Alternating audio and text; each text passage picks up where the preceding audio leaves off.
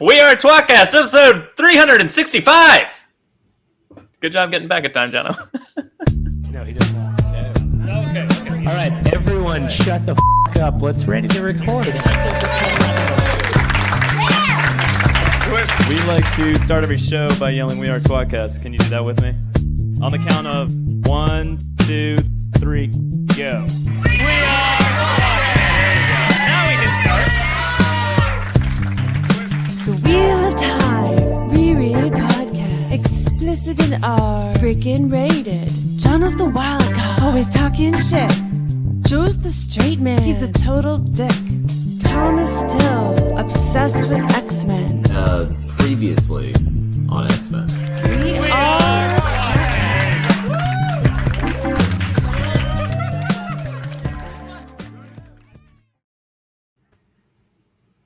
Hi. Hey. You're viewing tWoTcast, the Wheel of Time Reread podcast. Is that what we're calling it still? Sure. Now covering tWoT 69. Characters you hate and then you love. Or then you love and then you hate. You know, flip around on them, right? Go either way, you know? Yeah. We don't know. Yeah. With me, as always, is Jono. Or the Way of the Queen. Jono. No. Yeah. Oh, the Way of the Queef. That's the name of the joke. I mean, I think mine's pretty straightforward. Yeah.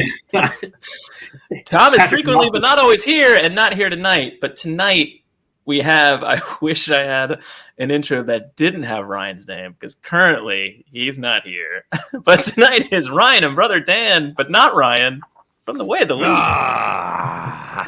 Top of the morning, lads. Oh, top of the morning to you. Yes. Is this truly the 365th episode? The year of the twat. That's correct. If you had watched one a day for a year, you'd be here. Yeah. Mm-hmm. Congratulations, guys. That is like, let me do the math. Let me pull out the abacus. That means we've done not a lot. I think this is like over 12 years. 43rd year. Is that? Yeah, it's our 43rd year. Yeah, that sounds about right. That's amazing. Yeah. Pretty good. No, Yeah. we're doing pretty good. It's pretty humiliating. Yeah. Yes. Hi, boys. High five. Hey, Dan. Good to see you. Hey, I don't know. My brother should be here shortly, but I am Ryan's brother, Dan. We are part of the Way of the Leaf. We're these guys' side bitch. I like to think of us as your side bitch. I wish. I feel like you guys have become such wonderful. Thank you, Wadaholic. Wonderful, like actual. Read some Wadaholic. I'll say with this one. Good day, good people, and also Jono. And Jono. Yeah. We're just bitches. We're not your side bitch. We're just bitches. What up, Wyatt? Yeah. Hey, wait a minute! Scraping the barrel tonight. Hey, that's not bad. Oh, hey, look! Yeah. Look The who's here. barrel, Goodness, awesome. Goodness gracious! It's Ryan from the Way of the Ryan. Leaf. Ah, I love that picture. What? I want that. I threw that together. All right. Well, I heard you talk. Guys. No, yeah, we're your sidekicks. We're your sloppy seconds. We're ready. We're ready for it. I wish. Yeah, that's really what it was. So Tom theoretically would have been back tonight, but we were like, "Oh shit, he's not coming." Of course, Tom likes to tell us things in a very timely manner. So I mean, you guys were gracious enough to come on very quickly with very little notice. So thanks for doing that for us, guys. Yeah. We always love it. having you here, but usually it's planned. Yeah, you're right. Yeah, Right, planned. You're like, all right, hey, can I pencil you in for October? mm-hmm. And then we got the day after. Typically how it works. Yeah. You guys, Boxing Day, you have all the way planned up to episode 420, right? Yeah. which we're gonna be on again, right? Of course. We better be. So this is tWoT I don't know who else will 69, be. episode 365, This guys. is what 69 boys. Nice. Beautiful. Yeah, There's no taffy. There's no taffy thing saying 69. I don't like to bother her with every dumbass idea we have. Tabby, can you just do a quick 6 second 69? Yeah, I mean, she absolutely would have done it. I'll just have her do it. I'll go back and put him in all the other episodes. Everyone just pretend like you've been hearing Taffy Bennington all this time. Wasn't that amazing? Taffy with the twat 69 intro. I hope she makes an entire music video for it. That would be. She's the best. You guys, seriously, like she raises you guys up to a level that you like. She is a pedestal. She's like, I know. You guys are like the little kids at a concert sitting on her shoulders. Yep. I mean, I just watched. I just watched just so occasionally you'll put on a video. Oh yeah. It's like Homer Simpson reading. He's like words, Ooh, pictures. Yeah. It's like fucking talking. Ooh, Taffy. Ooh, Taffy. It's probably what people hear from our show anyway, right? It's like a literally like a full minute 30 of like, oh, actually something I wanted to listen to is a Taffy song. Other than we offended Joe. He's gone. All right. You win $5. All right. 10 minutes, and we kick Joe off. Yeah, if we get Jono to leave, then we take over the show. Take over the show. You know what? I'm out. Jono, is that a beard or a loofah? Yeah. Well, if you're it's whatever you guys. Oh, we're halfway there. Yes. Yeah, I thought it was going to be the way of the twat. Yeah, we did our year of the twat, a full 365, and enjoy the carcass of the show here. I'm just kicking this dead horse. The death of tWoTcast. Yes. Someone had to put us out of our misery, and I'm glad it was puppets, right? Oh, hey. You're Lazarus. 3 days later, there you are. I've come back. Yeah. I had a crying Violet in the other room to go check on. Because she wants to talk to the puppets. Yes, of course. Oh, should I go get her? I mean, if it'll help. I don't know. No. it's very bad. No, it's a bad idea. Honestly, if she ain't drawn, I don't want her. Yeah. What's the point? Excellent. So why are we here, guys? Yeah, Why that are is you a here? good reference because the best Bella is the dead Bella, but we'll get to that later. Oh my god. Did that just come out of your fucking mouth? Did you bring me on here to fucking trigger me? What is this? You guys watch this every week? I'm not sure what's going on. What is happening? Does he say this shit all the time? Yeah, does he want Bella dead? Yeah, he does. Is that what we're You're here? fucking It really does. wow. So we are here. Take it up. Well, Take it off yeah, like Taylor Swift. you're gonna go to bed tonight, and you're gonna get a dead Bella head next to you in the morning. Jono gonna hate. Yeah. Wow. So the onus Dead for this Bella show head. is twat 69. You guys are aware of the extremely clever highbrow content that I created, right? No. Please illuminate. Have you had a guest that's been both a 6 and a 9? I've had guests. I I lost my hat. guess I just turned her over. And yeah. Oh yeah. Yeah. Just like on a lazy Susan. yeah. It's a great reference. Wow, What that's did you say my about- mind. Yeah.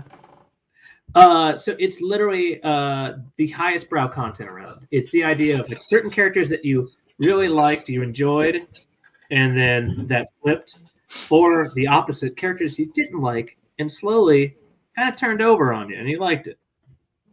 Okay. We've also had the occasional roller coaster ride of like I liked and hated and liked and hated and liked and hated them. Yeah, that's like, you know, So that you, happens too. You fuck, you switch positions. You, like, you know, it's nice, switch positions, you get back to it. Yeah. Keep going. Yeah. And then what happened? I like this topic. It is Yeah. the tapatio of topics. It is. It's pretty common. Jono's sex life. Guess what? Yeah. What ends up Yeah, happening which is like also all- common. Yeah. the tapatio of sex life.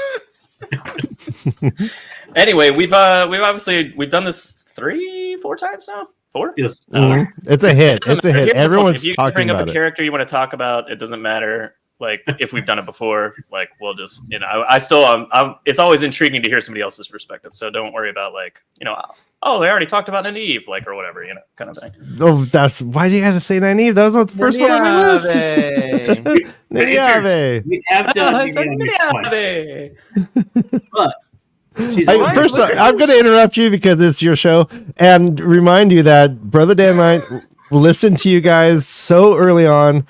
We on the phone could not say Nynaeve without saying Nynaeve to ourselves. It was our own. Our partners thought we were crazy. Yeah, it was great. Ryan, by the way, I'm looking at chat. There's so many people that do not attend our show. This chat is bumping with That's new people. not true. I hope that you Ayush check us is- out. No, I've already I gave Ayush shit last time. He has yet to join. I think Beej has been in Winnie once. I don't think Superfly's ever been in there. Sure. Oh, man. I'd remember those eyes. Yeah, Those BG little eyes. surprise anal episode. You guys know this go over his ears. Oh yeah. Idea. Oh, he's old over school. both a wonderful joke and a great Wheel of Time reference. This is a good topic. I like it because it does provoke a little controversy. Because there's some characters that are beloved and are considered untouchable. That in the context of this, I'm kind of wanting to touch with the stick. I think I want to poke. Okay. Just a little bit of a stick. Well, how big's the stick? Like 6 inches, 7 inches? Is that just above average? Yes, it's normal. No, not for an Irishman. I mean, is that normal? I mean, I'm not sure. Is that yeah, big? no, it's 4 for an Irishman. Is it okay? It's 4. Yeah, I'm not sure. It's 4 I for don't know, man. I don't hang out in locker rooms. Yeah, you do. You only watch him on TV. We all know you do.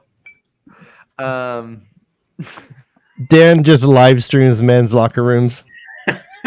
Wait, what? That was too fast. I couldn't read it. Which is that? I mean, is that consensual? Play it again. Play it again. We play it all the time, right? I do use once in a Gotta while. watch. Yeah. I don't subscribe. I'm well aware. Was that a prerequisite? I needed to subscribe first. We should have done the like and subscribe. Yeah, that's a good Guys, point. by the way, did you see my picture with Robert Jordan when I was a wee lad? I did. It was adorable, and I loved it. Little short-haired Daniel. Yeah. Yeah, with my bald-headed friend. Oh, Oliver's Guys, I'm trying to set my cred. yeah. This man's working down here. Yeah. Come on. Yeah. I'll call it Dan. What? Did you hear the good news? That's a very rare photo because apparently they're not making more of them. They're not. Yeah, people are dying for those photos. God. So ridiculous. Yeah. Yeah. So we've been getting content stricken. What is it like? Basically, we're not monetizing certain videos because we're just too nasty. Every week it seems that YouTube just assumes that you're not suitable for ads. And we're like, all right, can you just have a human watch it? And every that week sounds it's about like, right. Hey, good news, fucker puppets. Yeah, we say it's okay. We changed our mind. And I feel like sending an email saying, can you just default to hey, Brother Dan, we have 2 that got upheld.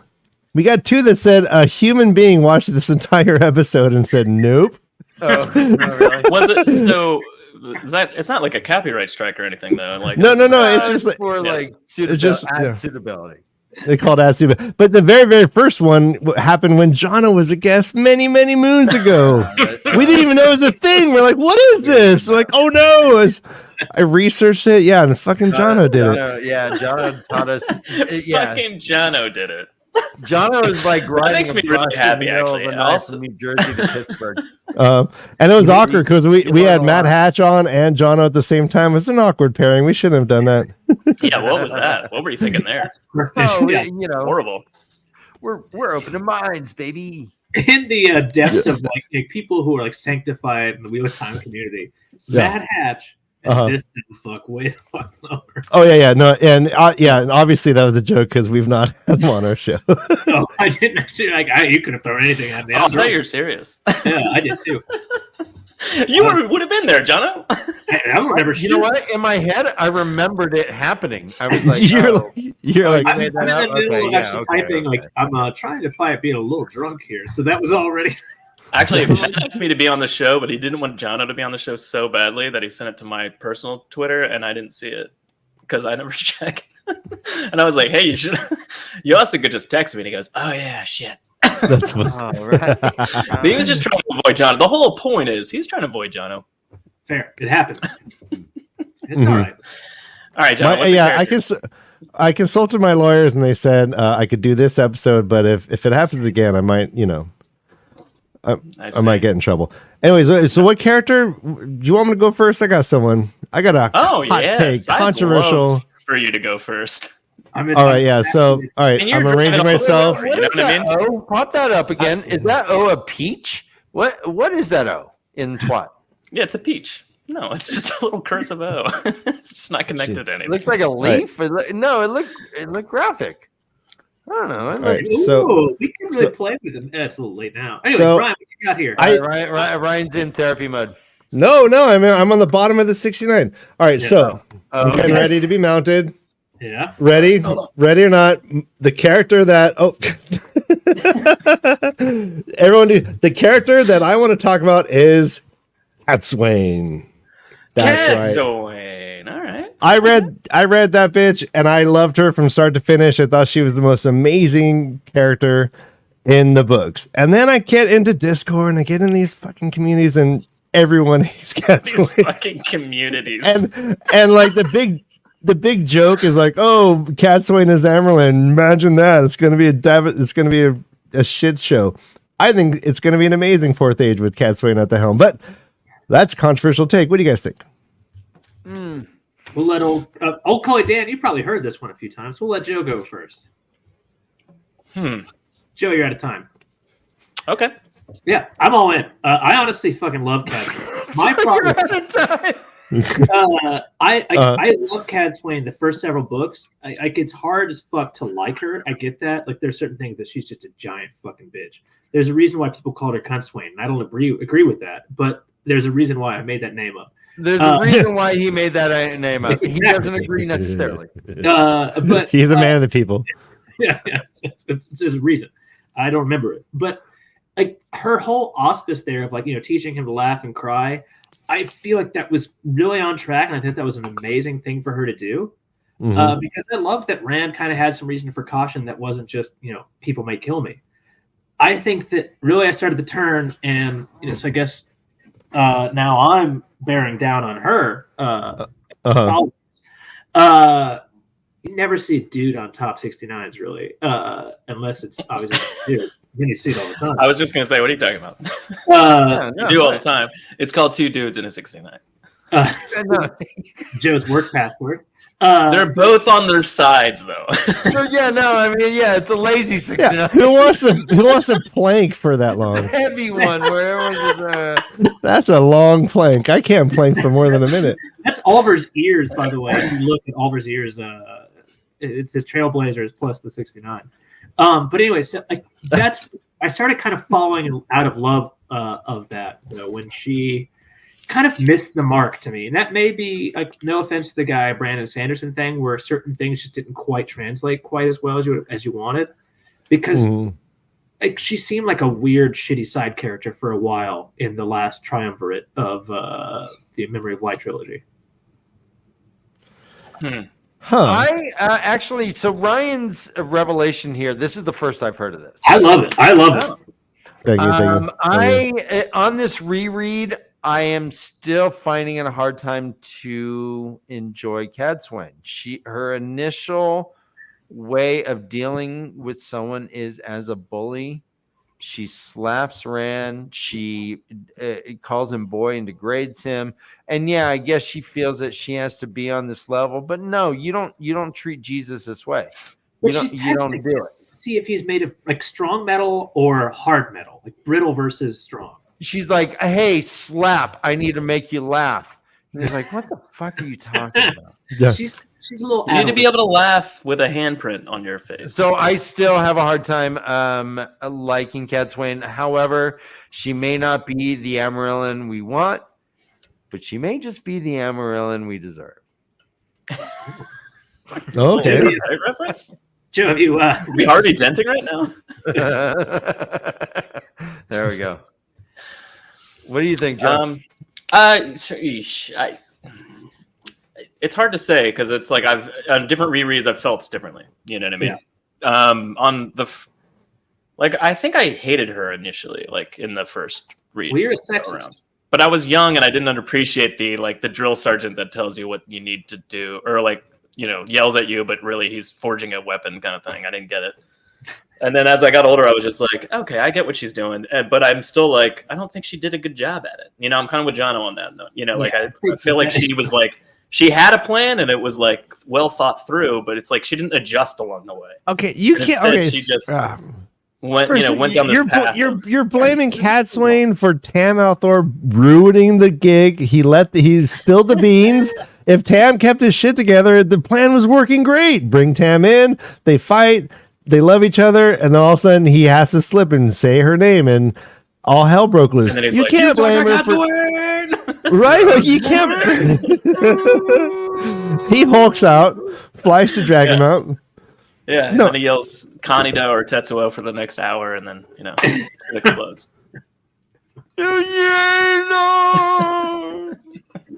If only he did it though with the Winter Dragon version though. Just like on top of Dragon Mountain, just Ileana. Yeah. Yeah, just real slow. Really kind of lets his anger just one at a time. I like to think that he had an IEL Sherpa. Oh, here's two random dogs. Could Rand have accomplished what he did without her? I'd like to think maybe. Sure. But you know what? Let's just say no. How do we know? The answer is he did with her, and probably not without her, because at the very least he wouldn't have gotten so pissed off. She helped heal him, remember, in book 7. Uh-huh. Or really she helped gather a force to heal him. Yes, I think it was Flynn who actually did the real healing. No, we just read it in the chapters we're going to be covering in the show later on. In Pat and just like Fane, an hour and a half. Yeah. Pat and Fane slices him up. She gets to him first, heals him a little bit, says, I can't do anymore. Summitsu says, if you hadn't done that, he would be dead. May have been. Yeah, right. All right, but was he there because of her? He did react angrily. Or could you say the entire thing is created by the pattern and therefore it all worked out?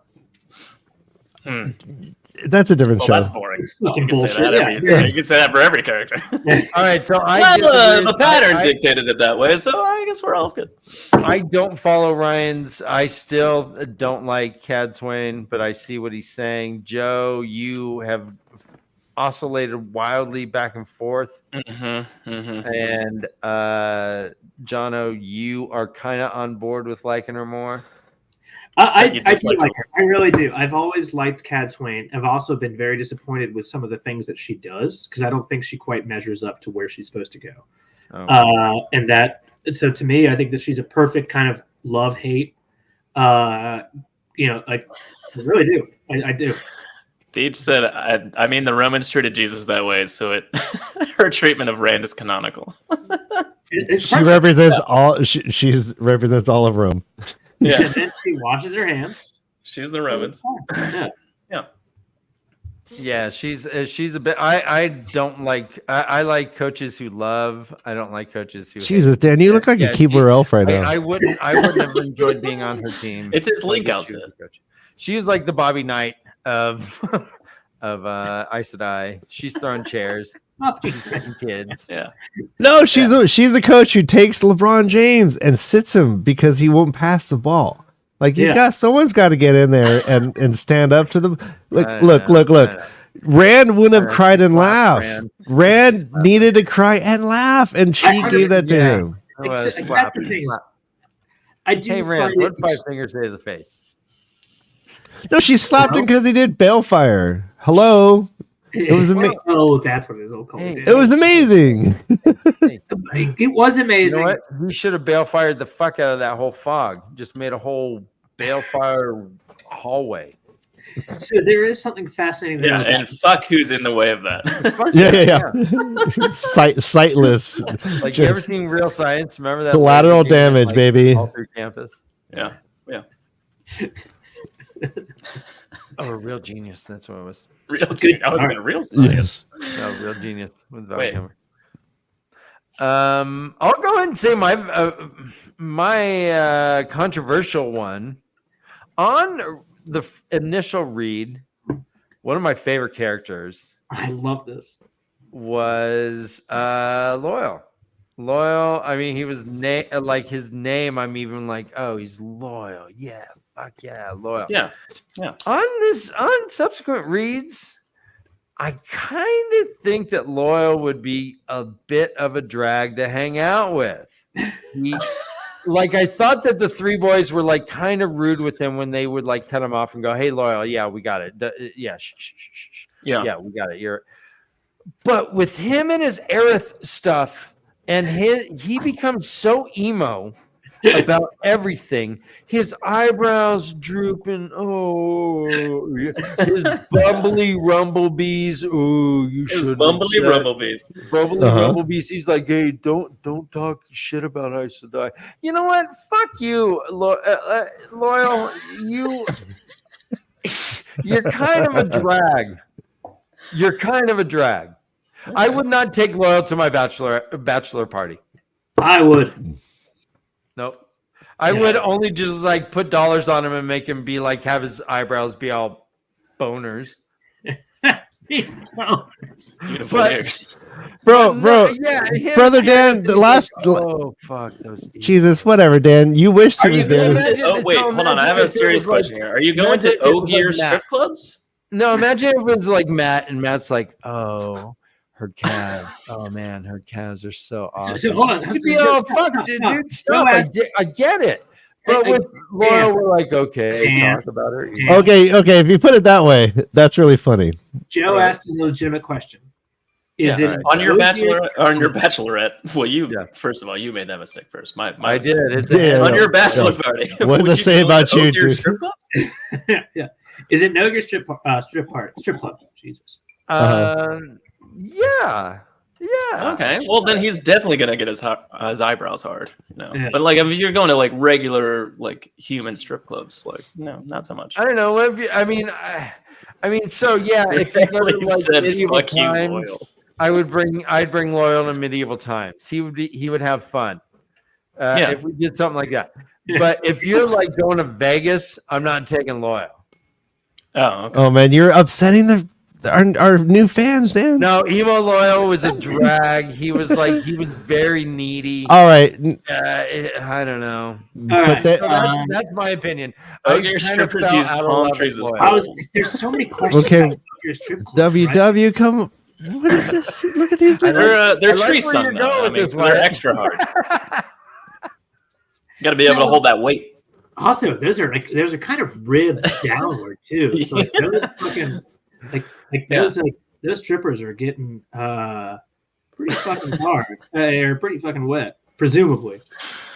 So that's a character that I'll say that I loved, that I've kind of fallen a bit. I don't hate, but I've kind of fallen a bit out of love with. Fair enough. I Yeah. don't know. They're just kind of. I would date him. I wouldn't marry him. Ryan, your thoughts? Well, I'm mortified. I'm mortified. Brother Dan has spent the last 2 years upbraiding the boys for being so rude to Loyal. He has made. No, He highlights it every time, and when they did it on the show, he's like, "There it is again, being rude to Loyal. He doesn't deserve this. You were a loyal defendant, and now you come on to this just like such a wide audience, the biggest audience we've ever had, and you have to say this." Yeah. He's a fucking alien, Dan. You want him to be like the life of the fucking party? You want him to be like, oh, holding court with a fucking cocktails and a cigar? Yeah. Yeah. He's read so many books. You know how fascinating he should be? His He stories is, are he just- so long-winded. All right, so I- wait, Can hey, you imagine you did something with like your wife, and then you hear someone go, so- "Oh, you shouldn't fucking do that. That's bad news." He's got his Grumblebees out. Grumblebees, that's great. Grumblebees. You guys see Oliver's ears, by the way? It's a 69. All right.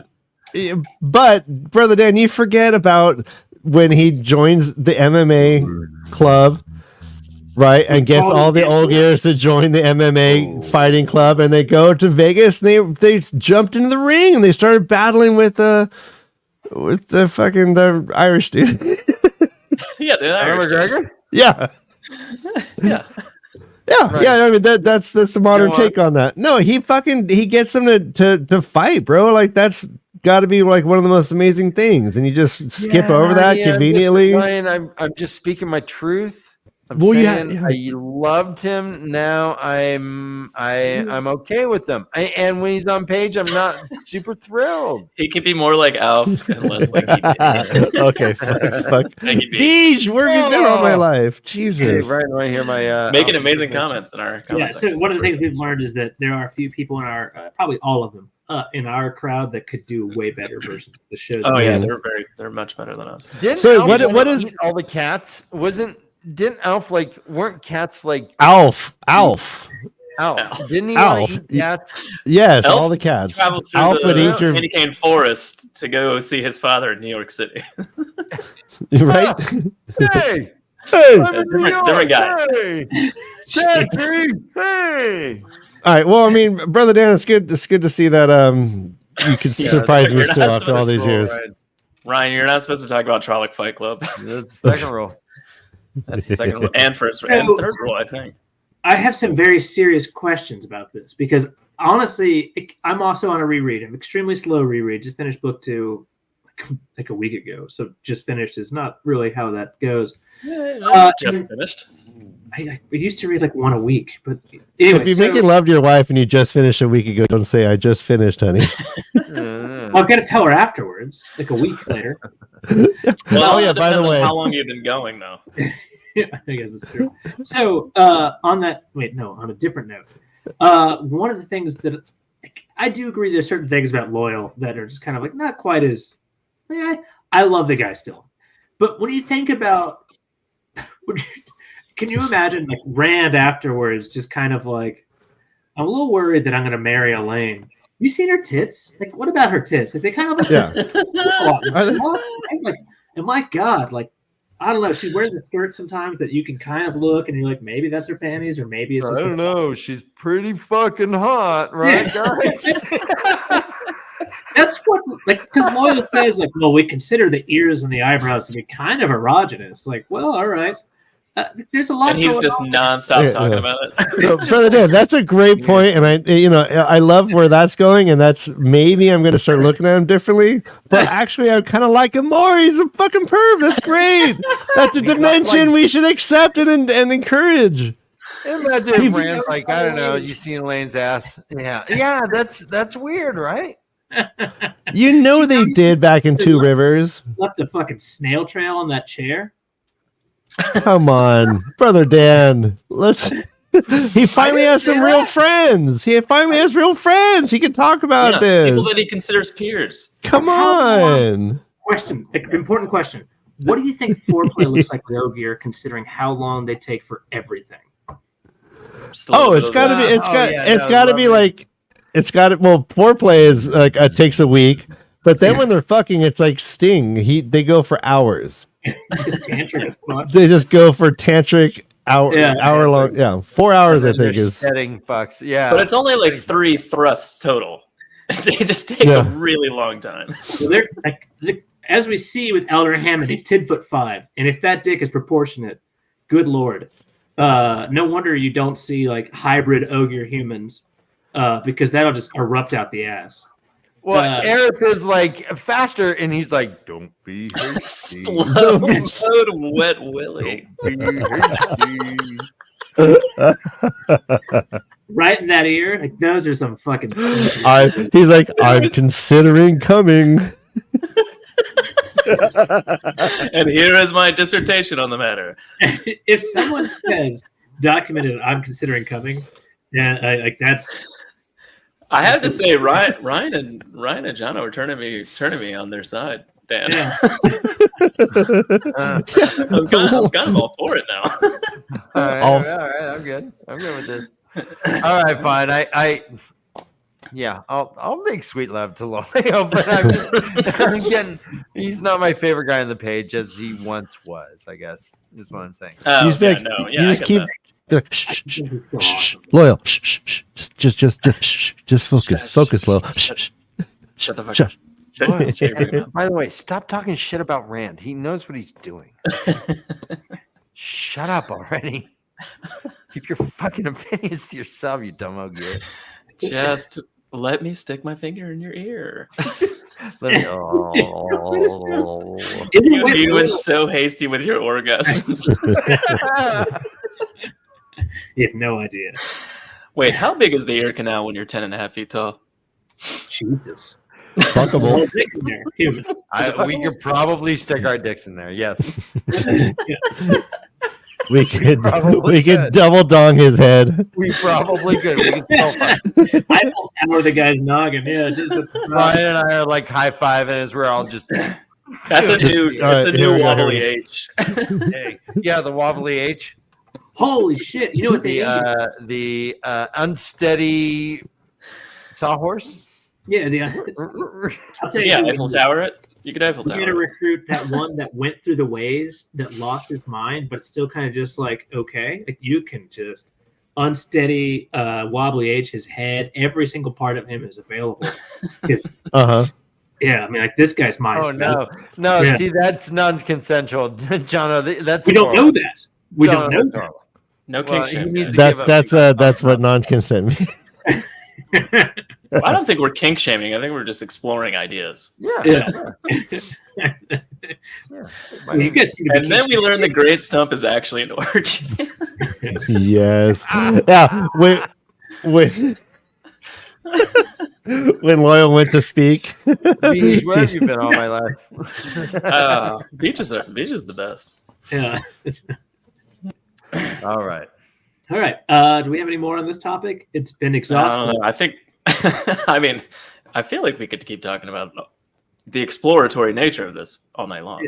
Yeah, all night. All night. But Do you yeah, think- no, do I you- think I do made you my think- case. I think everyone agrees. do you think they made Loyal petting of a cat lover to offset the Alf reference there? Huh. Is it like, Yeah. we don't want any confusion? They're like, listen, we made him 10.5 feet tall on purpose. He actually wears clothes, unlike Alf. Like, let's just get him as far away from Alf as possible. You'll never see him sitting on a couch saying his name. He loves cats. He loves cats. And they both speak English. There you go. Hold on. Alf hates Mondays and likes lasagna, right? That's exactly right. Uh, That's Right, Calvin. yeah. Has a friend. Has a friend with a It's hair lip. normal. Doesn't he have a friend with a hair lip, Dan? Yeah. Wait, Yeah. what? Oh yeah, old what's Jeff or what's it? Dave? John. Dave? John had a friend with hair lip? no. John had a his friend with a hair lip. I thought he Oh. just had a bad mustache. Was it a bad mustache? I don't know. I don't know. I think Oh, it was. he had a I think We it used to was- call him like lip. We used to make fun of him. Anyways, What do you think the mustache was Not covering me. though? we didn't have the internet back then. We couldn't look Hey, that shit up. going down this theory. Yes. Wouldn't it But, all be right, great guys, if what's it was better? Loyal was just a really early version of Rand being crazy, and he was just a stuffed animal the whole time? Yes. He was. It's just a stuffed tiger. That Wait, wait. Everyone, let Rand talk to his friend. Rand is like Christopher Robin. No one mention it.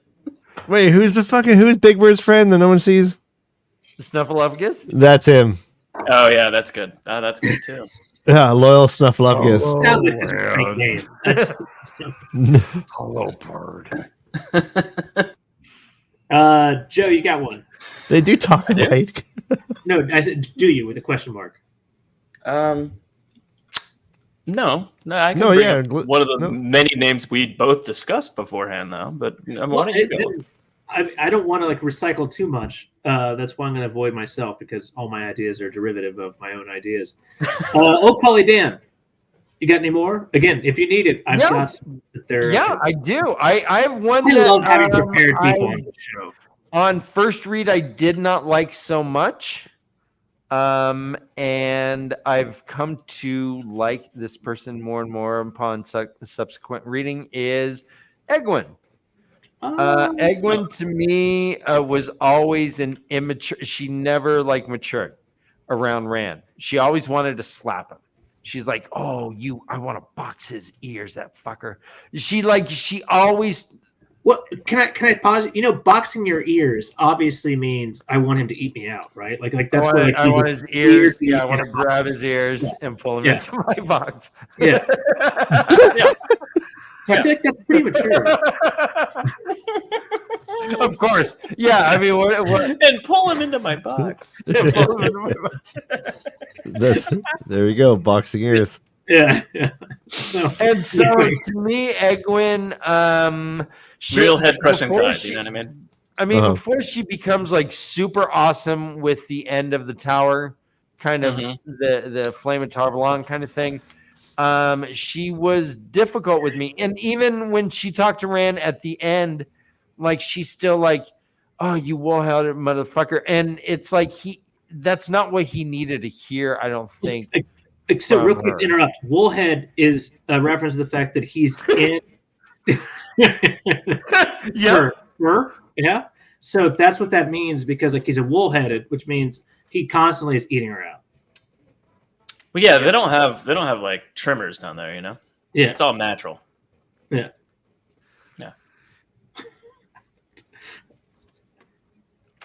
Yes. I'm happier than anyone else on this show. I was going to go further, and I Me too. Like, no, I'm really glad that I didn't. Yeah.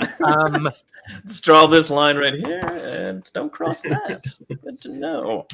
Upon upon subsequent reading, I'm more appreciating the trauma that she went through early on with the Shanshan. I'm seeing this. We recognize it with Rand. I mean, we're like, oh, well, Rand, PTSD, but I don't think we necessarily give Egwin that benefit of the doubt as much. I've been preaching that to that choir for years, and it's really nice to hear somebody else say it other than me. And so I am now more pro Egwin, much more pro Egwin than I was on my first read. What do you guys think? I mean, the problem is it's hard to disagree, right? You want to hate her like on your first read, especially if you're an immature, 13 through 18-year-old when you're reading this shit growing up. Well, she's not nice. Yeah, again, you want to, right? But holy shit, once you put it in context, when you think about what all is happening and what all, like one of the things that actually happens off stage, that because Jordan's not the dick that a lot of other authors are, you think about what else, like what other traumas may or may not have happened, that kind of thing. Like, Jesus Christ, the woman's been through a lot, right? Just to be enslaved, I'm pretty sure we're okay with the fact that that's massively traumatic and miserable. Let alone I'm not okay with that, Jono. I'm not okay with that. No, I mean she was the point is you recognize the fact that that's horrible. Looking for ways I know what the point is. He just phrased it weird. I know, and I'm fucking with them. Yeah, but that's the thing is like she's actually been through probably one of the most traumatic fucking things that the characters go through, right? Like I don't even know where you put Matt because he ceases to be part of himself. When you think about it, like on the surface, he might be the most fucked up that anyone ever has been. But those don't exist anymore. Like those memories. Doing like something serious, For the first time ever? Okay, sorry. Yeah. Sidebar. You want me to fucking just start bow down? Oh, sorry. He's finally making sense. Sorry. Give me a chance to say something serious for 5 seconds. Instantly distracted. Anyway, so obviously, sex joke here now. Let's go for it. Yeah. Yeah. Anyway, there are probably far better people to talk about this, but there's a lot of fucking just awful shit that happens to her, including, of course, fucking Gowan. Yeah. That was the shining star. No, Gowan is the guy in the neighborhood that has the coolest fireworks. Gowan organizes the subdivision barbecue. Gowan decorates his lights for Christmas like the day after Thanksgiving. Guys, Gowan would be the best neighbor. Gowan like mows his lawn. Awesome. Like there's no problem. Gowan just with scissors, just like slowly trimming. His dog is cool. Like, what is wrong with Gowan? There's nothing wrong with Gowan. Gowan, you would want Gowan to live 2 doors down from you. Gowan would let you, if you're on a date with Gowan, he'd let you win in cornhole. He throws pool parties for the neighborhood, and he doesn't even have kids anymore. He just like, hey, come on over. Yeah, headaches. Yes, headaches. We had just read that actually in book 7, where Mogideon goes to the Great Lord, and she's like, "No, I told him there's a way for them to detect male channeling, but it gives them the worst headaches." And the Great Lord's like, "Good one, Good work. Show me what you got. You did well." It's instantly like, well, that's Nihilus, right? Nihilus. She's in charge. Character headache.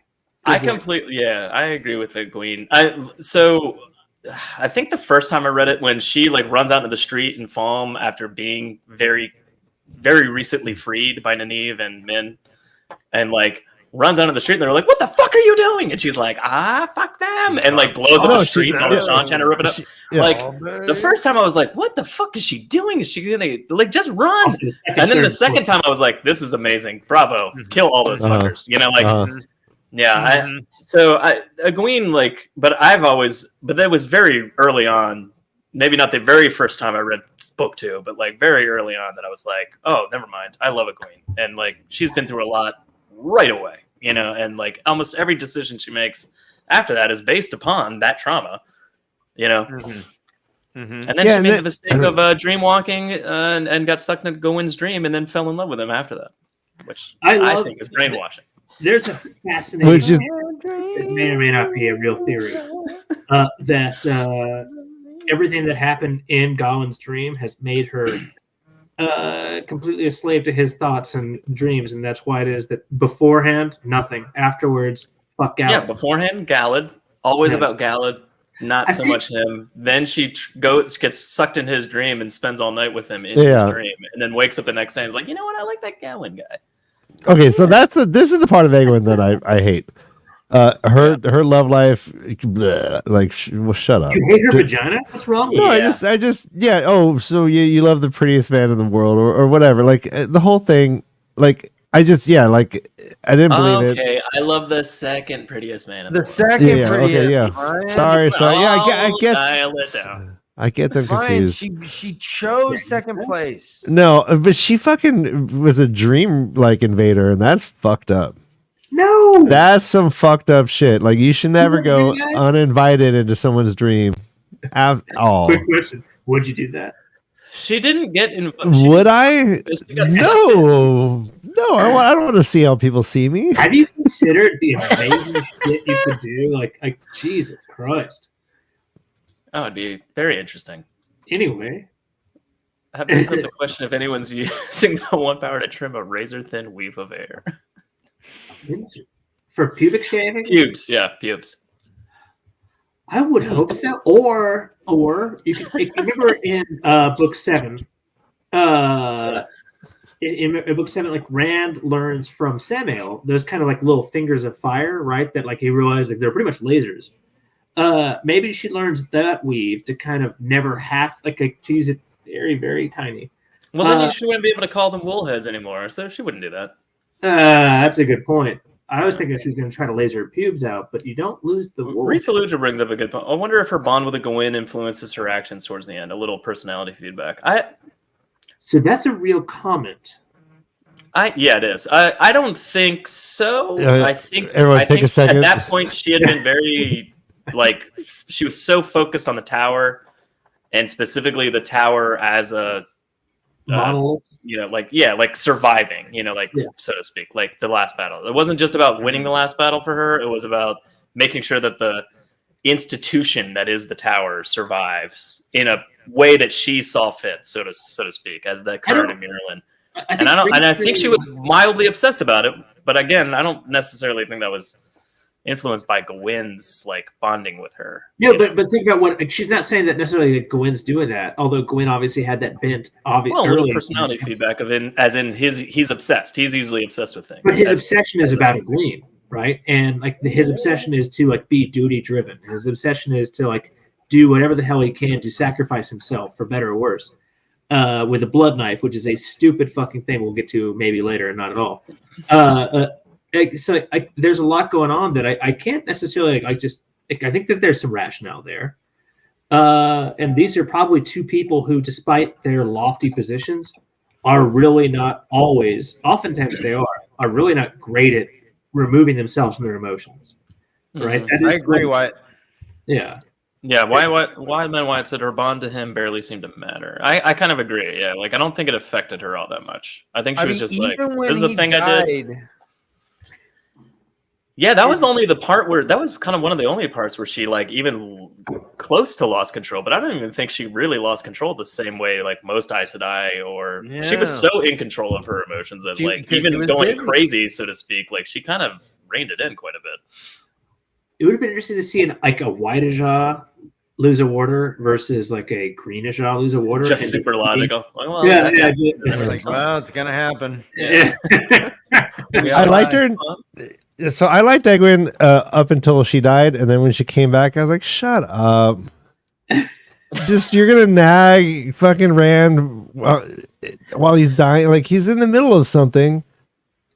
Anyways, that didn't hit very good. So Ryan, you don't agree? You don't think for you? It seems that Egwene got worse instead of better. Right when she died. No, right when she died. Better. The moment she died and started talking to Rand, giving him advice, I was like, nope. You're like, get out of here. Yeah. Nope. Enough with the advice. You're jumping the shark. Your life. She's a sinusoidal wave for me. Sometimes I really appreciate her. Sometimes I do not. I do have another one, guys. Real quick, we got to check back in with the real undercurrent of this topic our topics, which is trimming pubes in the in the Wheel of Time. Oh yeah. Could you make a balefire thread so small you destroy the follicles without harming yourself? So they never grow back? I think waxing or laser treatment is a tiny bit of balefire. A Brazilian balefire, yeah. Are the hairs balefire? Yeah. Thank you, Beach and Wild Man Lad. Good job. Are the hairs part of you, right? So the answer, because if you get balefire in the arm, it's not just the arm that goes. You go. Oh yeah, the whole thing does. Yeah. So if the hair is, it's an organic. You pluck the hairs and then balefire them. You wipe them. It's just they're no longer part of you, and they've been balefired out of existence. You can do some weird shit though. Think about the idea of like you're fucking someone. Obviously, start for any spirit of mine, right? And like I don't know, like what do you want to do? Like circumcision or whatnot? Like let's say you got circumcised just beforehand. You're fucking just beforehand. And then the oil is balefire. The oil is balefire. So here's how I think it happens. They rip it off. They rip it off with they wax. They rip it off with the tape, and then just balefire that tape. And then, like, depending on the strength of the balefire, it affects how long you've been shaved. Well, I think taking out follicles. You're done, man. You don't grow back. I think. All right. So if a doctor circumcises a baby and then gets balefire, does this baby's penis get wrapped back up? Yeah. Yes. Yeah, it could be. Yeah. Okay. How weird is that when all of a sudden it's just jammed inside you? Okay, It's. I don't know. How big is a foreskin? How big is a fucking foreskin? It can't. Do you think it'd be that noticeable? It was like a wrap of crisp bacon. She'd be like, "Are you having a good time? Is your foreskin growing back?" Ryan, it's about the size of 2 cornflakes. 2 cornflakes. Yeah. 2 white cornflakes. All right. Do you want to hear my other person? Yes. I do. That was great. All right. Upon first read, I was horrified and remained horrified whenever I heard about Alana. Oh, she is a wonderful conversation piece. However, So Jono brought her up in our text thread before the show, and he was like, "Did we talk about her?" And I was like, "I don't." For some reason, I feel like we did in the last episode, but she wasn't on my list of names that we had talked about. So I was like, "But that's amongst all the other names that you brought up." So Brother Dad. maybe we like talked about it for a second and moved. I'm kind Joe of takes notes. Yeah, right. Joe takes notes. Fucking shit. We should try. Listen, I gotta keep drunken track of who we've talked about. He doesn't text and say what chapters are we doing Every week. every week. It should be noted, in fairness to me, because I feel like So Alana, to me, yeah, Right. what she did was horrible. Yeah. Right? We do not agree that we want someone bonding someone without consent. Right? Sure. It was traumatic for Rand. It was not a big deal, or it was a big deal. However, like as I'm Not a big reading her, everything that he is feeling for her is more or less concerned about him. She talks to men and tries to like be like, hey, can you fuck him more so he can be more happy, kind of thing. She wanted to feel it nightly, bro. Come on. She wants to feel it nightly. Yeah, too. she's lonely. She's also, he's sad. She gets sad because he's sad, and she's trying to like boost him up in these ways. And so in a certain I kind of like Alana more in this reread than I have in the past. All right. That's a divisive character, and it's kind of tough to know where to go, right? Obviously, you meet her early. She's in book 2 because she's there in what the fuck's Faldera. Not an interesting character, really. Kind of flirty, whatever.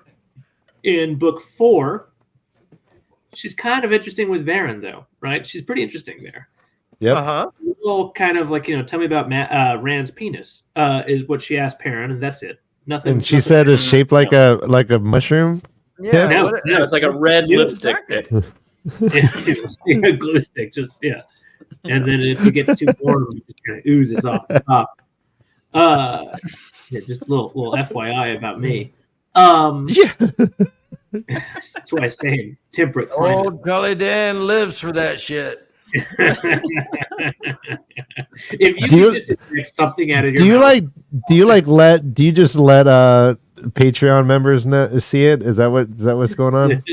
Yeah, it's our Patreon's just an OnlyFans account for Jono. That's Okay. nice. That's nice. Okay. I want to see that dripping dick. Yeah. Two All the girls. times that he Yeah, threatens to one stand up done. on the show and show his crotch and doesn't, like that's all cut. And then later on, it's Patreon. yeah. Anyway, see you guys after the after hours. But I forget where I was going with this. Yeah, I know. It's my job. Oh, but anyway, so Alana, after she's lost her warder, that's one unhinged chick, which obviously, as a green, we were talking about earlier, green versus white, unhinged is kind of par for the course. And so it's kind of hard to not like her, not appreciate her, but when she like, bonds Rand, my God, it's one of the most just like, what the fuck just happened moments. Mhm. Kind of Everyone flips out. The tower flips out. The sisters flip out. Everyone's he like, freaks out. What? Yeah. This We're is all reading Yeah. from their perspectives too. Dirty It's not, like we don't really get to see how she felt about it or why she did it until much later. I feel like. Correct. Like, it's Yeah, not really like percent revealed though. as to like what she was thinking Mhm. or doing. that Rand may have survived the cutting in book 7, may have survived other shit in book 6, like that he's forced because warders actually get certain powers from it. Right. Strength. Yeah. Like, it's a question. I'm not saying that that's what happened, right? But Listen, she went about it the wrong way, obviously, but there are certain ramifications that come from that moment that like make not Random- justify it, but still like make it like, okay, shit, well that actually helped him, or like Yeah. and also he may have needed it right then and there, but like, you know, but in that moment, he would never have accepted that, for fuck's sake. Like, no fucking way would he have been like, yeah, that sounds good, bond me. Like, he would have been like, get the fuck out of here. You know, I know. So yeah, I love. I'm gonna, maybe this is controversial. I thought that was the rationally correct thing to do. Technically, someone should have.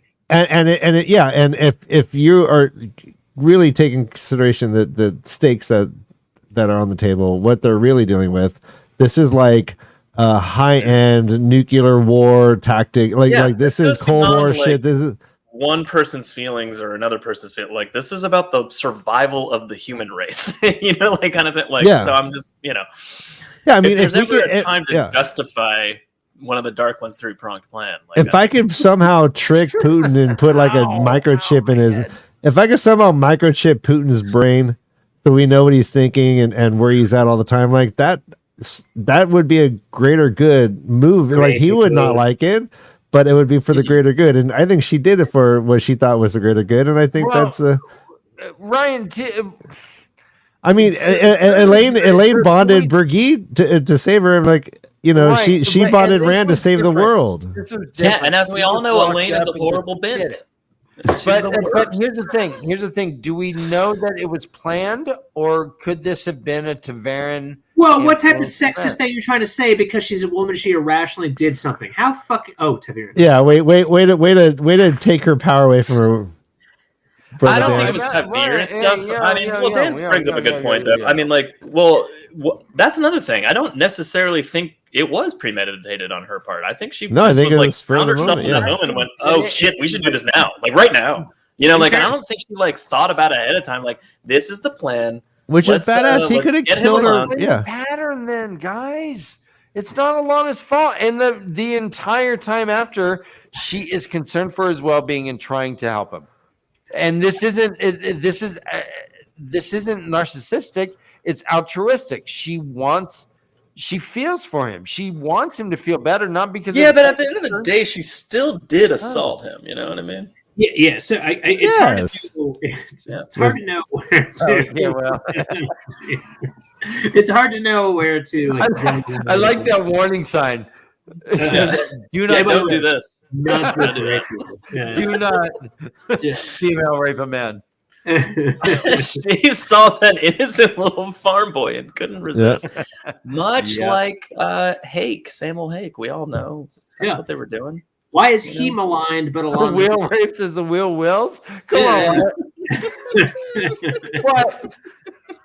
Shame. Jesus. Wyatt. Oh, wow. God damn.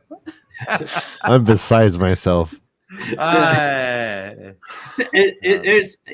It's really like fucking amazing fodder for conversation about it, right? But next topic, fuck it.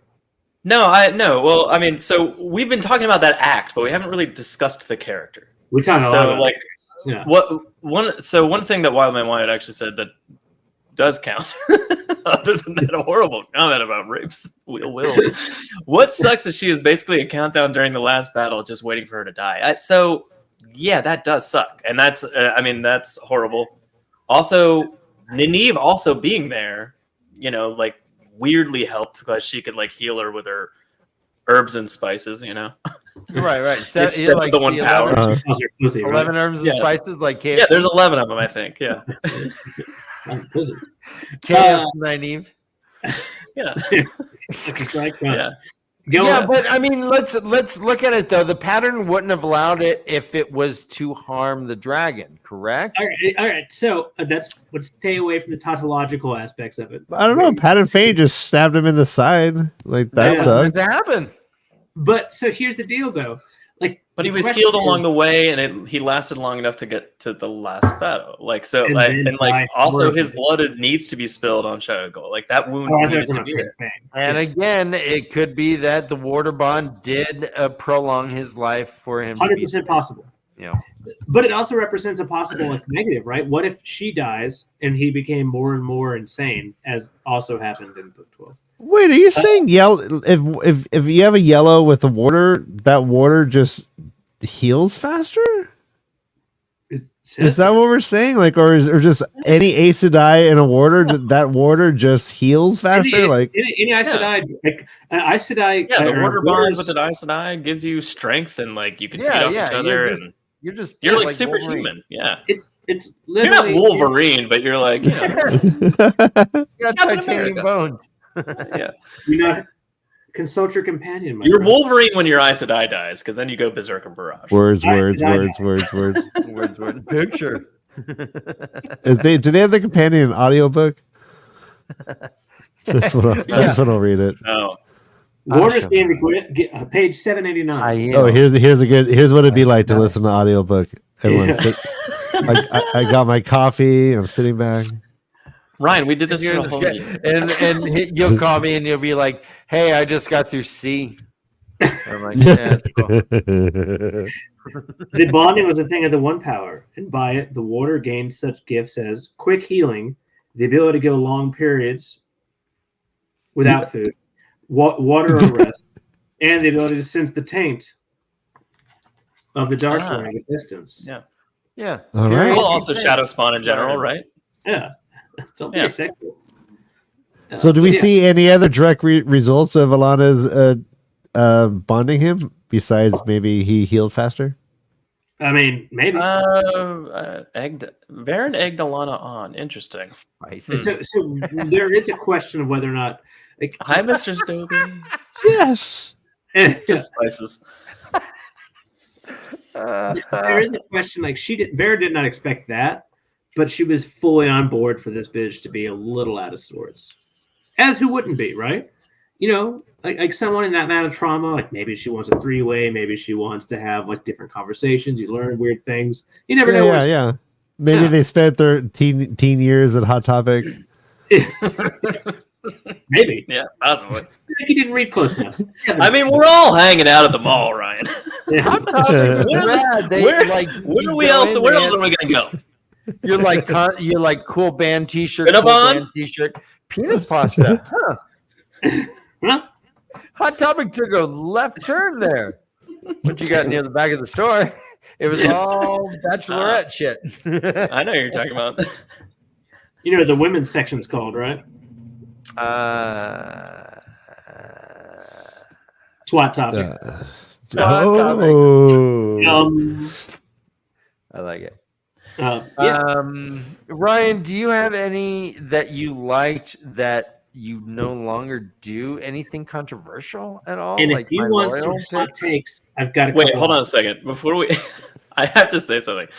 Okay. Dan, you've been taking this topic in an interesting direction, and I really enjoy it. But the idea isn't I liked them or didn't like them, and then in a reread I changed my mind. It's over the course of the series. Did you like them at a certain point or hate them? I don't hate Holy it. No, I again, not to dismiss. I love this take on this, and this is very interesting. That was the take I had. Pigeonhole Ryan into that thought process. Ryan, okay. In book 2, in between chapter 10 and 15, whose opinion did you change? On So it's so funny. I had a whole answer prepared for what I thought the topic was my first reread, and now my second reread. Yeah, no, continue down that path. All right, well, let's do that. I love this idea. This is a good idea. When you're young, the train's mine. I'm the captain now. All right, so Mr. Burnsmith, the disease is trying to take over. My first reread, I think I spent the entire time not critically reading this character, more relating to this character, and that would be Perrin. I instantly related to Perrin and his kind of valor, but also the whole like being big and don't want to hurt people. So now though, I kind of hate him. And I think he's boring. And I like what he does, but I don't care how he gets there. And the whole like unwitting leader bit is just like, I mean, I do like the subtext of Baio kind of like masterminding it, so he just all of a sudden is leading and he doesn't realize it. But it's also like, all right, he's just accidentally kind of doing the right thing all the time. So yeah, like this reread, I'm not digging Perrin at all. But plus, Ryan, if he was really Gull's friend, he would find out what the fuck's going on with Bane and Shite. Yeah. I mean, don't get me started on Gull and how awesome he is. Hey, buddy, That's a tangent conversation. Let's get some Usquai. Let's figure out what's going on with these chicks, right? And he would, and I think Gull would share with him. He just never asks. Gull's very open-minded, open to conversation. I don't think he's ever held back. Every time Perrin's like, "Hey, what's going on?" He's like, "Blah blah blah blah blah." You know, Yeah, he just yeah. immediately says, Right. Yeah. And But that's Perrin that's just doesn't tWoTcast. give a fuck. He's like, "Oh, that's Gull shit. I don't care." No, that's just yeah. No, hey guys, every time Gull and Perrin talking, it's all tWoTcast pull. Like Gull walks away going, "Why they say all that That's shit? not true. Why did I don't tell anybody this shit." He's actually What very was I interesting. thinking? He's not even my friend. I don't know why. Am I hanging out? I barely know this He guy. doesn't ask anything. About Suddenly, I'm only hanging out with him. They confessing to him like Maury Povich. Today was my dad's birthday. He didn't even ask. Like he knows Just draws a nothing card. about me. Did not ask. Like, it's an interesting thing. Is like, you know, Rand gets coupled literally with Avienda, and she's trying to force feed many things into him. One of which is like the entire Aiel history, right? And like Rand is trying to absorb it. Like meanwhile, Gull and Bane, Chiat, they're all there with Perrin, and they're very open about their fucking history. And Perrin's dumb fuck ass learns zero. Oh yeah. He's constantly befuddled. He's like, boy, that's fucking weird. I don't know. I'm not gonna ask I don't know nobody. about these damn foreigners. Someone call me bored. Oh, hey. Holy shit! Is Perrin wearing a MAGA hat? Yeah. Oh, that's the conversation. Of the three boys, who loves Trump? Yeah. No, it's fucking Perrin. Yeah, you're right. It's fucking Perrin. Perrin knows is right. Perrin is MAGA. Yeah. Fuck yeah. Let's not do this conversation. I don't like that at all. But at the Yeah. same time, Perrin's MAGA. Yeah. He built the wall, though, Ryan. He built it. yeah, it's very blue collar. Accidental friend, I love it. But Thank you, Superfly. it literally has- You said parents from the Yeah, you're Midwest. Hey, let's not specifically target the flyover states. There's some very lovely people there. I'm Midwest adjacent now. I guess I'm probably Midwest. Yeah, you're Midwest adjacent, right? Yeah. You're not from the Bible Belt. No. I got a wealth from the Bible Belt. No, we're up top, so we're probably more the Bible suspenders. So I think there's a cross section of Bible Wild Man Wyatt said suspenders in he Michigan, can but smell his not wife's where I'm at. emotions and he still sleeps on the couch. everything about parents. If that is not the perfect Yep. consensus of what makes Perrin a not great character. See, that's the thing. It's like if I was Fael, it would be very hard. Plus, I mean, so she's a strong-minded What would be hard? individual who wants what she wants, which is good, right? But if I was in her shoes and I was like slightly annoyed with my husband, and he's like, "Hey, babe, what's wrong?" and I'm like, "Nah, it's cool. Don't worry about it." And he's like, "Nope, what's wrong?" I'm like, "Hey, stop smelling my emotions, would you? I will get over it in my time, and we'll be fine. I'll see you at dinner, bitch." Bro, first off, if I could smell people's emotions, like I'd play That's the people. worst sounding sniff in the. First off, yeah. What do I? Yeah. How many pounds of boogers do I have? Hold on. How much? Oh no! That's a lot of pounds. Dan, Is it's that because you quit ASMR blow to last worse? year. Yeah, I didn't know Yeah. boogers were measured in pounds until you, but congratulations. Does Perrin's abilities like lessen in like allergy season? Perrin, where's the horn of Valir? I don't know. I mean, now He got Selfish. COVID. He got COVID, and he was fucked Yeah. for 2 weeks. He couldn't smell. He couldn't taste anything. wear a mask, you MAGA hat wearing piece of shit.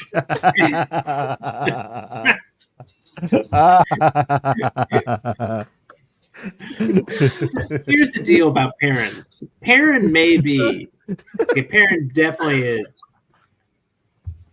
I'm trying to recover. Yeah.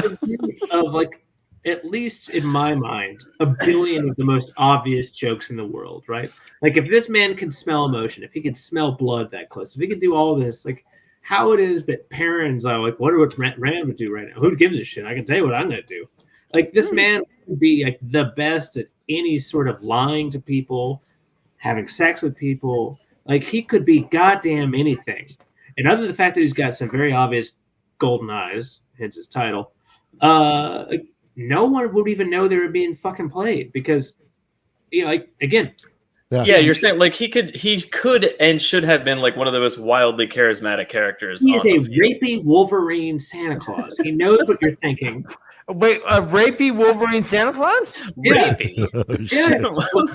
Wait, why is Perrin rapey? Why is he rapey? Because he knows what you're thinking. Be good for goodness sake. Oh, because he knows what people are feeling? Yeah, he knows what you're feeling. Don't you? It is an intimacy. But he doesn't act against those feelings. Well, He literally knows when no means no. It's an intimacy that is not given. It is taken. So, yes. In that terms, yes. In terms of how he's getting the information. If I could read your tells on a poker table, then I'm not taking. Oh yeah, from he's you. just he's just reading the signs that you can't read. Boner, wouldn't that be kind of intrusive? I could tell by the way you look at your cards. I'd be like, oh shit, he's popping away. I rise up from the chair and I'm like, oh guys, sorry. And I push don't look down here. No, he should be the greatest husband in the world. He should not be befuddled at all. He should know that she smells like she wants to be complimented on her new outfit. He should know. Yeah. Like 8. Like, right? Like it's like he's lucky he can put things together. Like, just from the, again, if I could tell, like, hey, my wife wants this because she smells like she wants this, and I'm still like, I'll understand. I'm the dumbest piece of fucking shit. He is dumb as shit. He's like he's a little touched. He's dumb. He's a little touched. Just my wolf is not the favorite. And Ryan, to be honest, I think that he is an unreliable narrator of his own interpretation of things. So when he's like, why does Fael smell envious? It's like, maybe you're just smelling shit wrong. All right. Yeah, if he was confiding in Gaul, I mean, like, Fael smelled like this today, and Gaul was like, "You idiot! That means she's pissed because you didn't do that." Like, he needs an interpreter. Good job. He needs someone who's gonna be like, "Yeah." Just because you have the information doesn't necessarily mean you understand what it means. You were gonna bring home curry and you didn't. That's why she smelled offended. And you're like, he turns into he turns into Sam Kinison. He's like, every time I kiss you, I smell what other men had for lunch. Oh no. Just a billion. That's Sam Kinison, right? Rodney Dangerfield. Oh, is it Dangerfield? Okay. Yeah. No, it's in that song. No, he's in when he did Wild Thing. It's Sam Kinison Wild Thing. Fuck off, all y'all. Every time I was questioning. I didn't know. Someone else had for lunch. His mind is just a warehouse.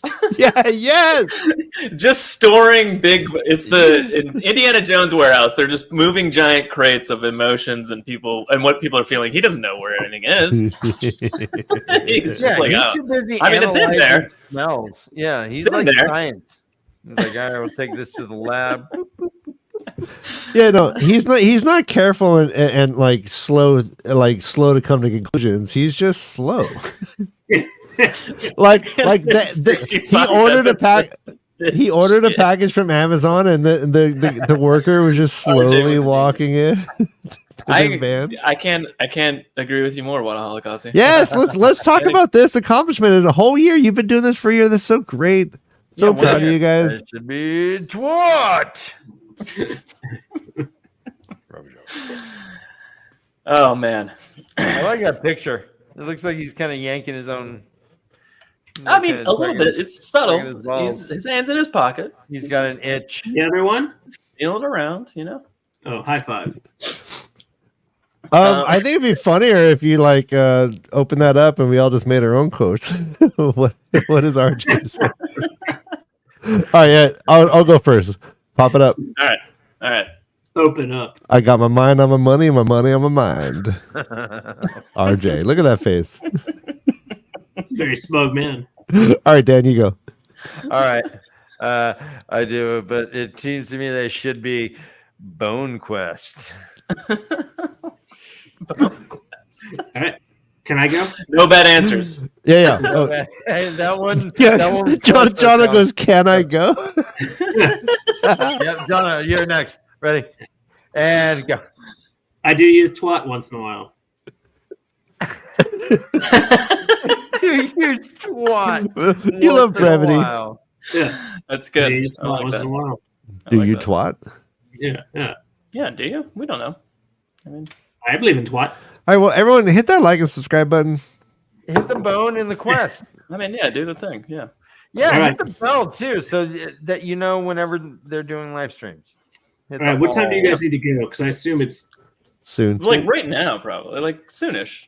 All right, no, we're good. Minutes from now. Minutes I'm from now. having the time of my life. I just want, it's just, I was looking at it. The numbers don't add up. We need some thumbs up.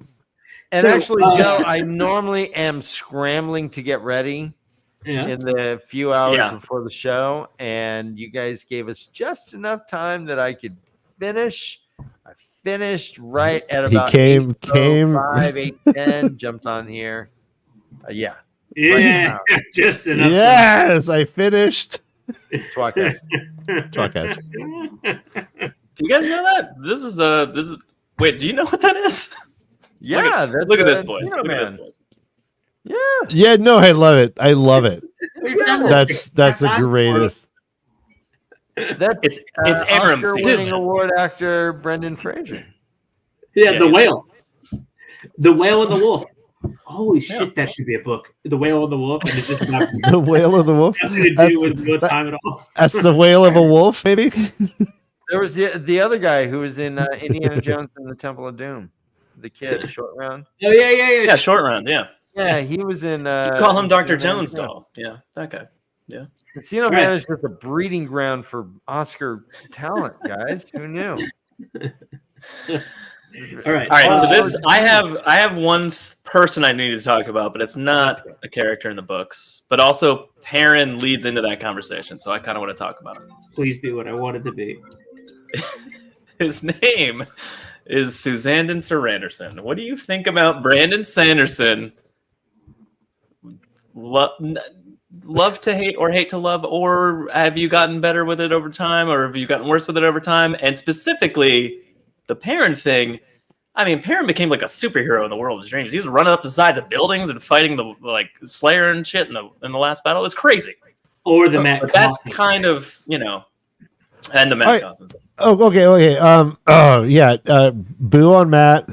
I was Boo on stoked Matt, on. yeah. Okay, so yeah, I was universally happy and impressed, and it made me start reading his other books. And I thought that there were even some improvements that I really appreciated, which I think he does battle very well. He's very clear and explaining battle, and I remember really feeling like I could.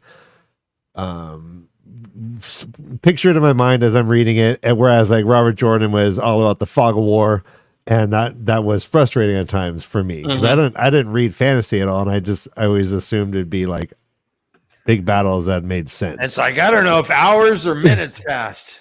Yeah, so I actually thought that at some points there was even improvement. So yeah, I was very impressed with Brandon. But yeah, I think he fucked Matt up. He didn't really write, I think, Matt very well.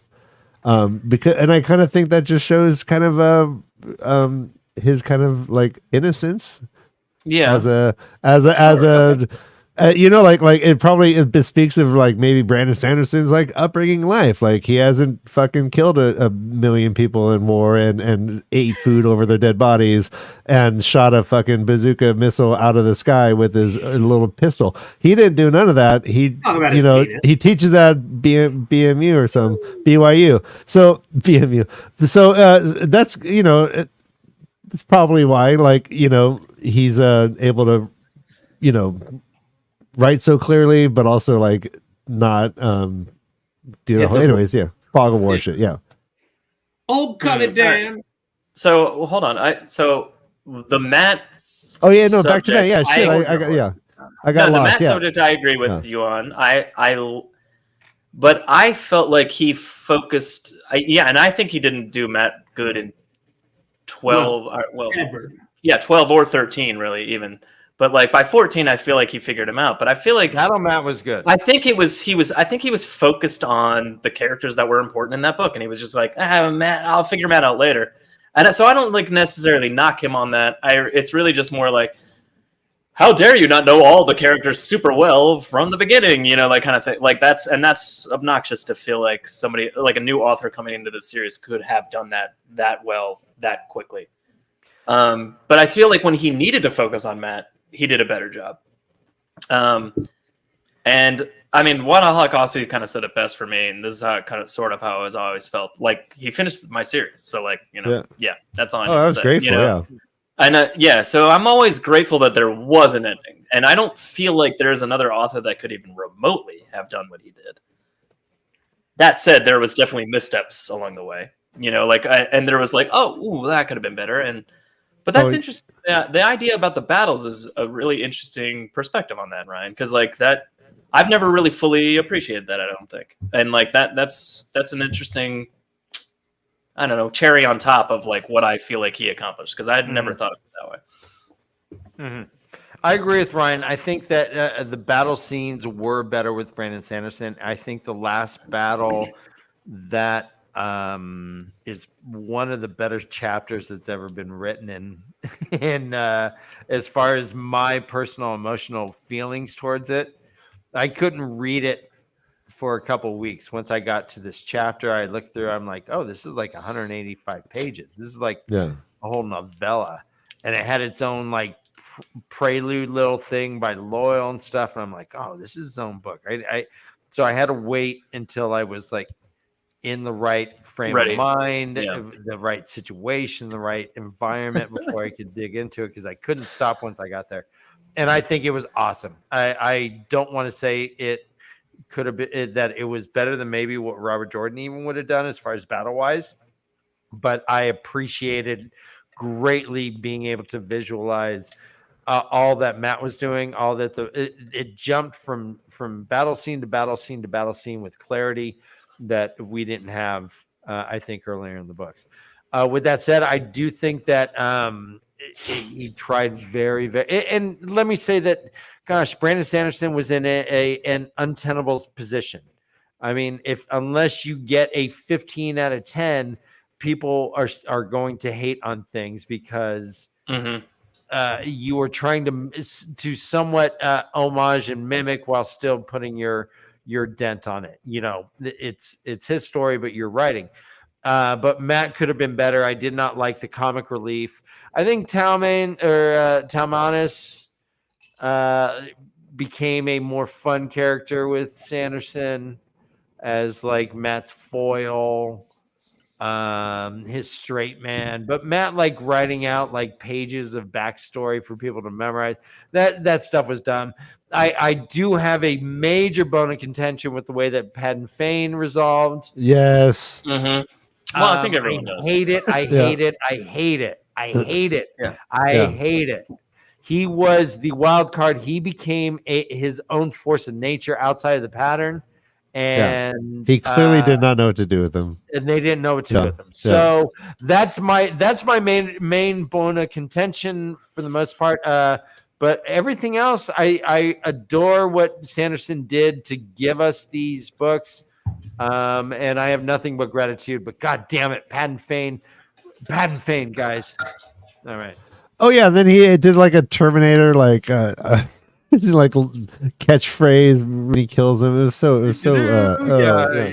Have you seen this boy? That was about all.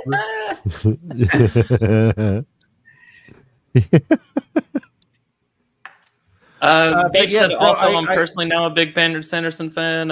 Currently reading Yumi and the Nightmare Painter. I don't know that one, but maybe that's one of his young A. Oh, that's about underage women. Young A. I like that. Yeah, that's it. Young A. Young A is ass, by the way. Everyone knows that. That's what I was thinking.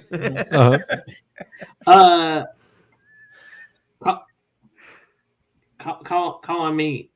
I don't see Hold on, so I guess Jono. we're Hold wrapping on, this up. Jono. The Brandon Sanderson goddamn thing. Well said, Dan. Okay. Wow. Hey, we don't get that very often. Wow. Oh, agreed. Patton Fane is ending as black. Thank you. Yes. I mean, I agree. Yeah. I think that there's nothing more.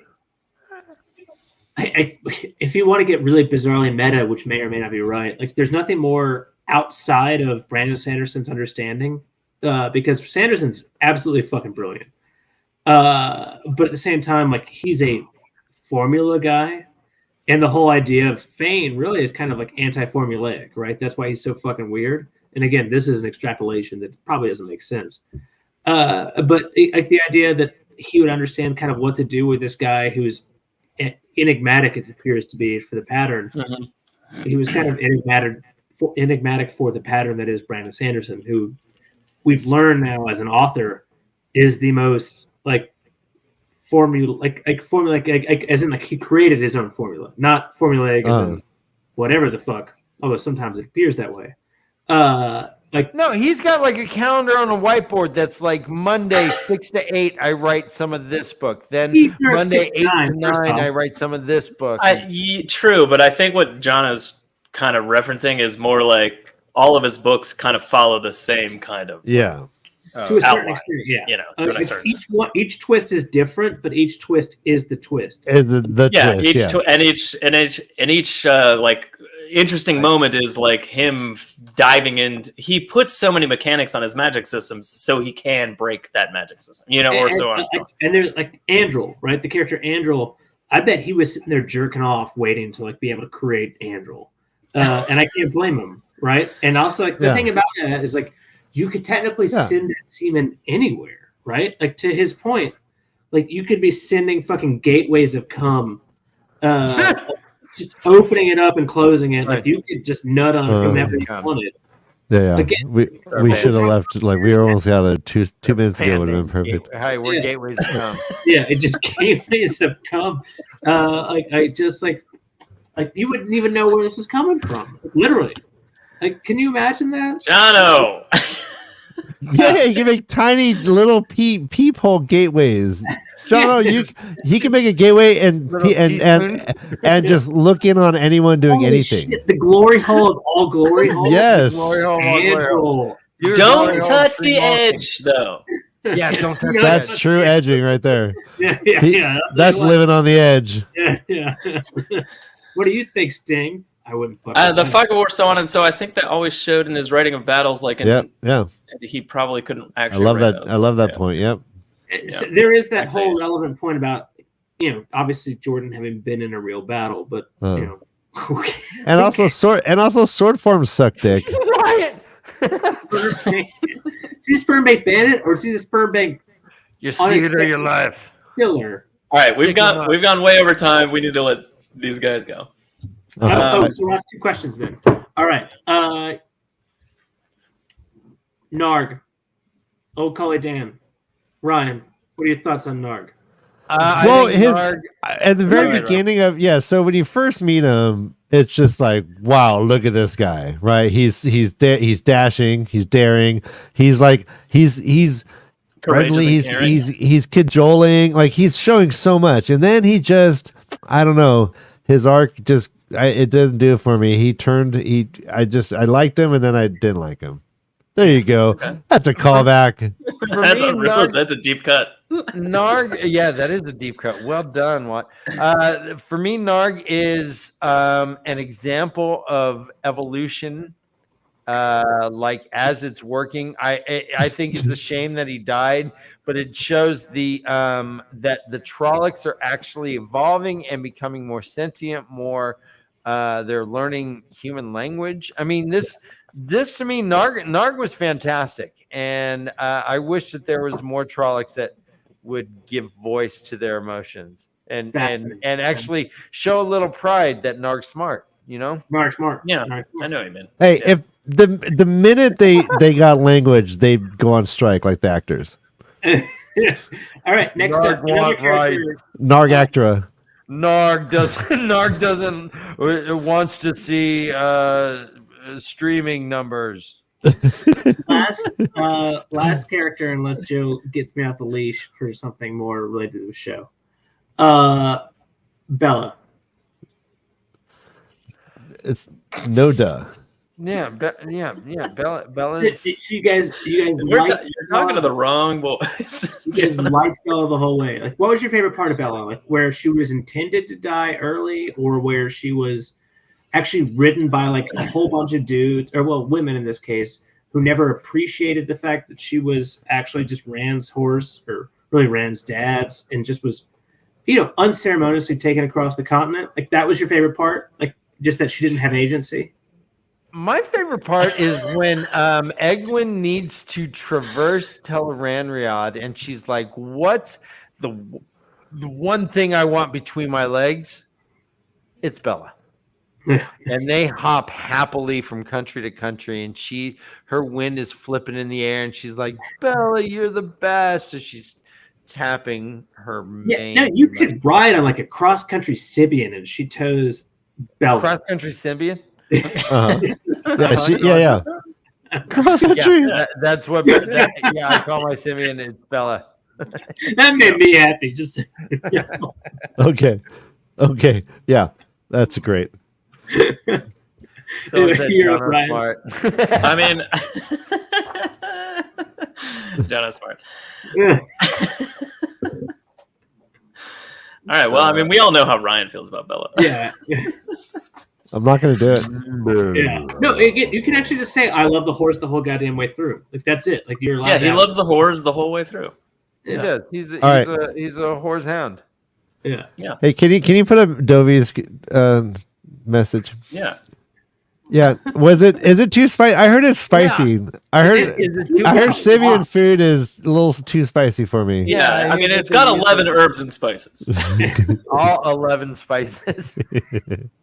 Like, how low can you turn it down? And like, at that point, if you need it that low, do you even need this goddamn chair? So that's tWoTcast for this week. Hey, so what is this? The whole like a mechanical bull. You got to stay on for 9 seconds. All right, so this is the 69 series. Is that what we're talking about here? Squad 69. If you have any comments or questions, leave them below, and in theory, we'll get better at responding to them. You can listen to the audio version of this podcast, Ryan, of this show, wherever you get your podcasts. tWoTcast theme songs brought to you by the one and only Taffy Bennington. Taffy! We love you, Taffy. Joe, stop And reading. Angel Bard of Stop Time reading. links to their stuff is below. Stop reading, Joe. Stop reading. You've done it a million times. Stop reading. Jono, go ahead and turn on Thank you my to our vibrating guests. panties. Hit it now. Oh, hold on.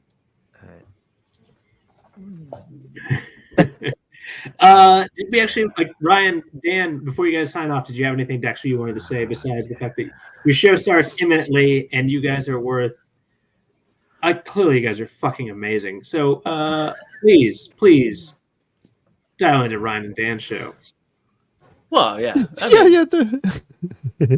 everyone knows that. After tWoTcast is Wheel of Time. That's how it's works. Yeah. After podcast, Maybe this time we'll see Jono and Chad. Hey, brother Dan, have we ever seen Jono and Chad ever? Oh, John passes the fuck out. No. No, wait, I can't remember one time. I think he texted us while we had a show one time. We got it back to this chat. All right, beautiful. Yeah, we love you guys. Thanks join for having us. on. This is fun. Yeah, you guys bring out Everybody the go to the Way of the Leaf after this show. Join us next episode for more Wheel of Time, covering, I think, more awards with Tom back. I think we're on book 7. Maybe. I don't know. Now, that is a crowning of swords, which is about a baby with a terrible head ripping through his mother. I'm Joe. Say goodnight, Jono. Good night, Jono. And Way of the Leaf, boys. Hey, run for your life. Yeah, run for your lives. Go link arms and get punched. This Yeah, is keep the the way to changing leave. for the animals. Yeah, we get it.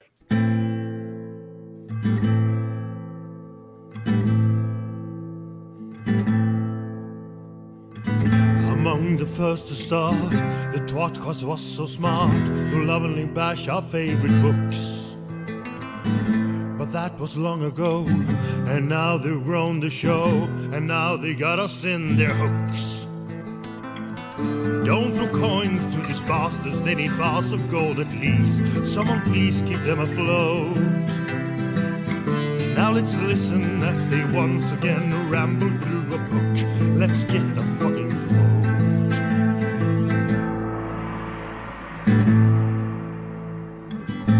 One of them is Tom, but he is barely on. Sometimes he calls into the show.